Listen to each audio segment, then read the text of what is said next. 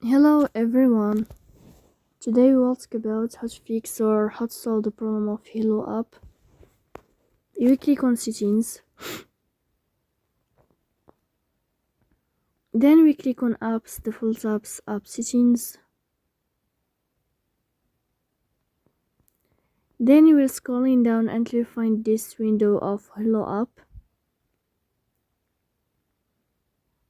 After that, in this page of app info, you will click on first stop and you will click OK. Then you will enter to the window of storage. In this page, we click on clear cache.